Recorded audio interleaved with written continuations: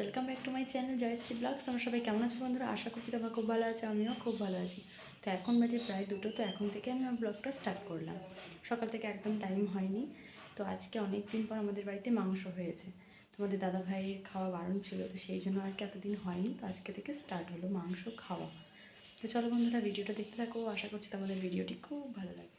দেখো বন্ধুরা, এখানে বাবাকেও খেতে দিয়ে দিয়েছি। বাবা স্নান হয়ে গিয়েছে, আমাদেরও স্নান হয়ে গিয়েছে, আর তোমাদের দাদাভাই খালি বাকি আছে। আর এই দেখো তোমাদের দাদাভাই কী করছিল, ওখানে লাউ গাছ হয়েছে তো দেখছিল নিচে গিয়ে লাউ হয়েছে কি। আর এখানে দেখো এত বড় বড় লাউ, তো এমনভাবে মাচাটা করা আছে, এত পাটকাঠি দেওয়া আছে, তো ফাঁক দিয়ে পড়তেই পারছে না। আর লাউগুলো ওপরেই থেকে যাচ্ছে, পাতার জন্য দেখাও যাচ্ছে না। তো সেই জন্য আর কি অনেকগুলো লাউ এরকম বড় বড় হয়ে ওই মাচার ওপরে ছিল। তো কিছুদিন পর পর যখন অনেক বড় হয়ে যাচ্ছে তখন বোঝা যাচ্ছে যে ওখানে লাউ আছে। তো তাই তোমাদের দাদাভাই নিচে গিয়েছিল দেখবে যে আর লাউ আছে কি না। কারণ আজকেই হচ্ছে 3টে লাউ কেটেছে একসাথে। তো একটা হয়েছে দিদিদের দিয়ে দেওয়া হয়েছে, মানে আমার ছোট জাদের দিয়ে দেওয়া হয়েছে। আর 2টো আছে দিদির ঘরে, দিদি একটা করবে আর পরের দিন দিদি আরেকটা করবে।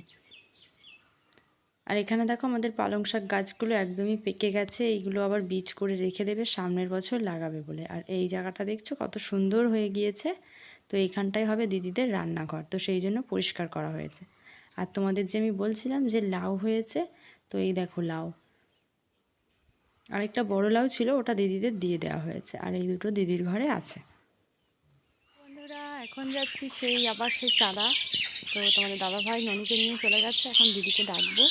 আর আরও একটা কথা, আমাদের বাড়িতে আজকে একজন আসছে, কে জানো?